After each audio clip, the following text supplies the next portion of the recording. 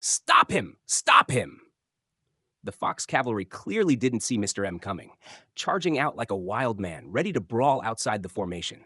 He's cutting through them left and right, and they're freaking out, scrambling like headless chickens. They want to pin him down, sure, but Mr. M's not about to just stand there and take it. He barrels into their ranks. He's moving fast, busting out of their circle like a bolt. Yeah, he's an acquired realm warrior, and nobody here's on his level. But invincible? Nah, that's not how it works.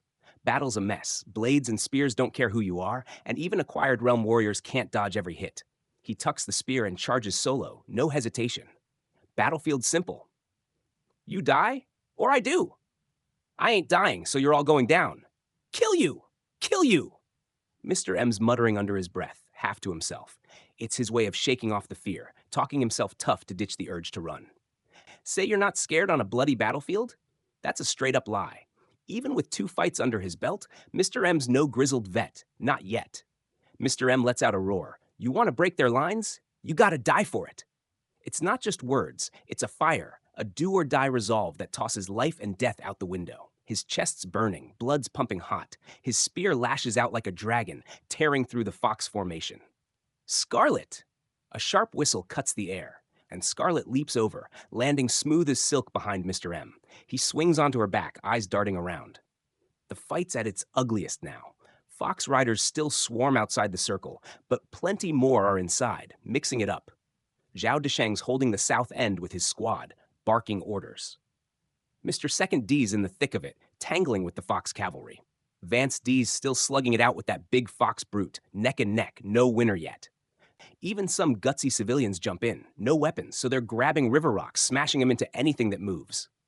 Things ain't looking half bad, and Mr. M lets out a breath. He's feeling it lighten up. Vance, move it! Take the head and the body falls. Mr. M's got his sights on that burly Fox leader scrapping with Vance D.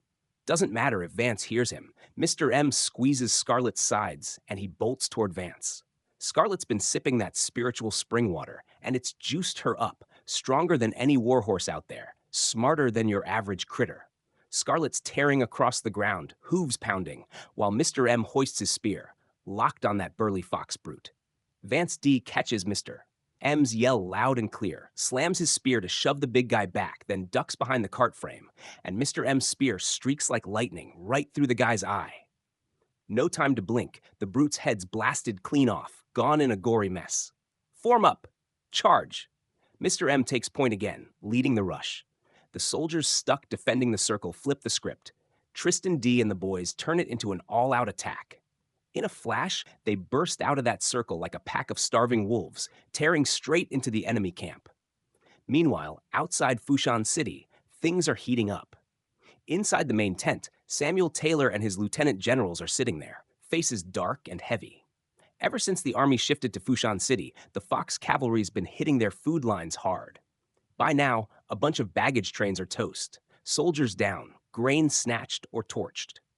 Without a resupply, his crew's got 10 days before they're starving. No supplies, no fight, and cracking Fushan City could take a month. Lucy Clerk knows Mr. M's out there hauling grain. She's fretting over him, and even more over that food. If Mr. M's stash goes up in smoke, Townmark left camps in deeper trouble than the rest. Their cavalry eats double, triple what the other camps burn through. Then it hits him. Samuel Taylor remembers those Fox cavalry slipping into the pass before. Small raids, hit-and-run stuff, never facing off head-on. His eyes flicker with worry, but he shakes it off and barks, Lucy Clerk, Felix Tang! Right here! You two, take the left and right battalions of the town flag, guard that grain route, and wipe out those Fox riders, Samuel Taylor orders. I obey your command. Over by the river, the fight's been raging, 2/4 of an hour, and it's finally done.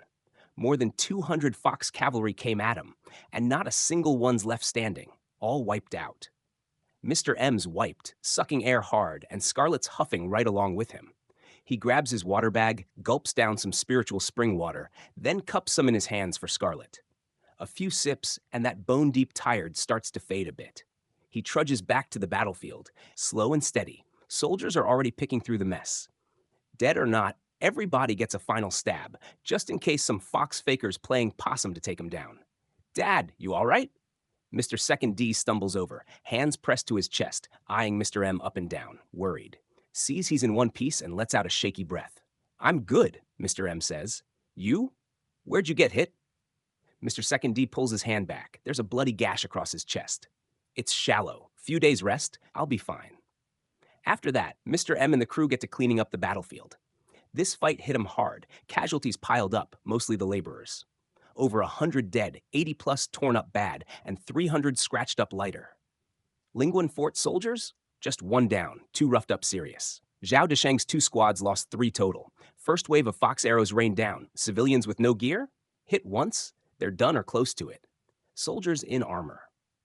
Unless an arrow catches the neck, it's a scratch at worst. Once the body counts tallied, Mr. M hustles, grabs a few bowls of spiritual spring water, mixes it with hot river water, hands it out, makes sure every wounded soul gets a sip. It's not a miracle cure, but it's the best they've got. Eases the pain, patches you up if it's not too bad. Mr. M's crouched by the river, peeling off his cotton armor, scrubbing blood off his skin.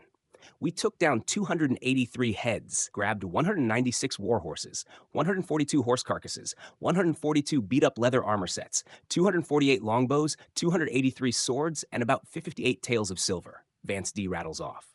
196 horses. If they drag them back and sell them, that's 3,000 to 5,000 taels, easy. Problem is, Mr. M can't just cash them in solo. These are spoils for Town Mark Left Camp. Lucy Clerk's got to sign off on what happens next. Everybody packs up quick and heads north. Good thing they nabbed all those horses. Hundreds of bad-off wounded can still move with them. Without that, they'd be leaving some behind, no question. Dusk creeps in, and they hit another river beach, calling it a day. Mr. M's not taking chances after that ambush, orders the cart frames set up as a wall, a makeshift camp.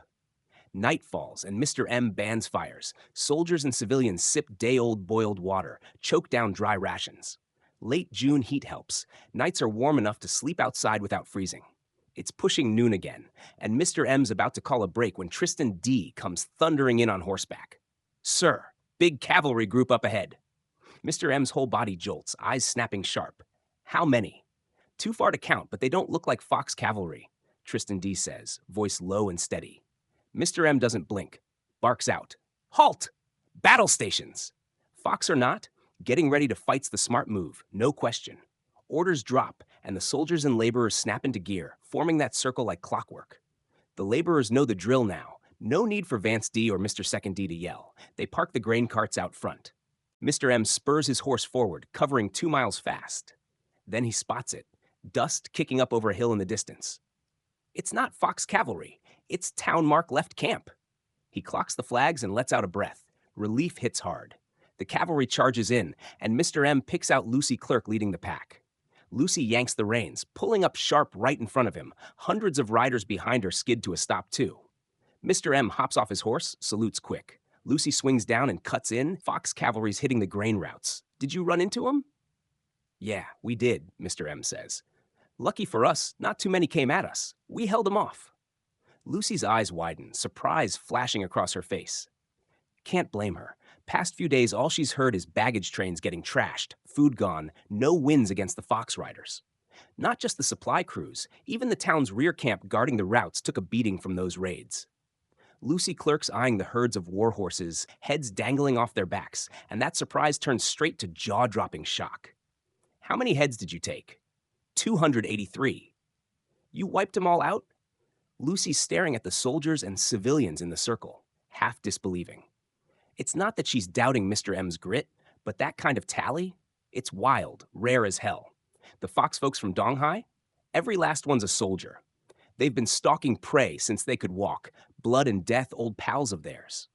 Facing that kind of enemy, even Town Mark's 5th Battalion wouldn't bet on beating a bigger crew with less.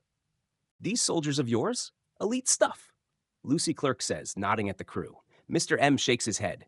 Nah, they're not there yet. Not elite in my book.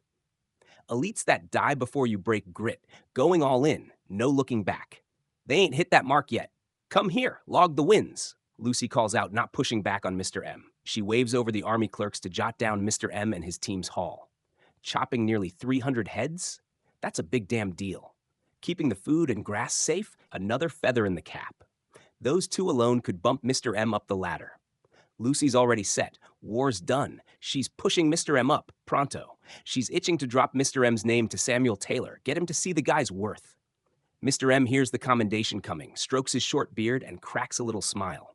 Vance D and the boys nearby? They're buzzing, ready to whoop and holler.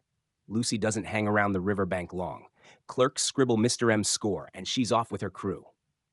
Next morning, they finally roll into the army camp, dropping the food and grass at Town Mark Left Camp. First thing, Mr. M hands the supplies to Vigo Torres, then dumps the fox heads with the camp clerks. They'll tally it up, send it to the main camp, and dish out rewards post-war. Spoils-wise, Mr. M pockets the silver, small haul, but the war horses, weapons, armor? All to Vigo. No way he's hauling that stash off solo. Maybe when the war wraps, Lucy'll toss him some extra coin for those horses. They're worth a fortune. Tasks done, Mr. M's dreaming of a solid 2-day snooze. But nope. Next morning, bam, orders hit. Back to Heavy Mountain Pass for more grain. This time, it's not Lucy calling the shots. It's straight from the main general's camp. 23rd year of the peace calendar, mid-July. Mr. M's leading his crew back to that riverbank where they fought off the Fox cavalry.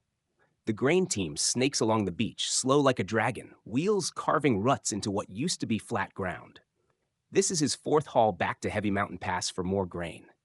Problem is, the heat's climbing. Soldiers and civilians hauling grain are dragging, wiped out. Sun's blazing overhead, relentless. Mr. M lets out a heavy breath, staring at the shimmering river, half dead with exhaustion. When's this damn war gonna wrap up? The army's been pounding Fushan City for half a month, hitting it hard every day, no dice. Since they left the pass, no real rains hit, none worth a damn. How long they been out here? Near a month and a half now. June and July should be soaking wet, but this river's shrinking. Water levels dropped hard. Shallows on the banks are cracked mud now, and the deep riverbed, you can see it plain as day. Last year, no rain fell beyond Heavy Mountain Pass for months, drove the Fox people inside to raid and rob. This year's worse. If it's what he's thinking, this war's not wrapping up anytime soon. The fighting's already wrecked the Fox tribe's normal life. No crops, no hunting. Add a drought on top? They're cornered, desperate. Would the Fox tribe back off, scared? Hell no. Starvation looming, they've got one play. Charge the pass and plunder. Even if Fushan City falls and their main crew's smashed, the leftovers will still swarm in to grab what they can. Nature's kicking them down, wars piling on, disaster after disaster. What about inside the pass? Any rain there? If it's dry inside too, this mess could blow up even worse. That thought hits, and Mr. M's gut twists with that old unease again. Damn it. He's piecing it together now, where that bad feeling's been coming from. Natural disaster, something uglier than war. His mind flashes to Heavy Mountain Town, the folks back in D-Clan Village, Anning County. A shiver rips through him, sharp and cold. No way, no way. He's muttering low, talking himself down. Then, bam, a high-pitched yell cuts through. Report? Mr. M's head snaps up, Victor D's tearing toward him on horseback from the cracked river beach ahead.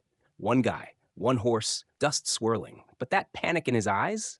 You can't miss it. Victor D's the youngest of the 10D family crew tagging Mr. M, just 15 this year.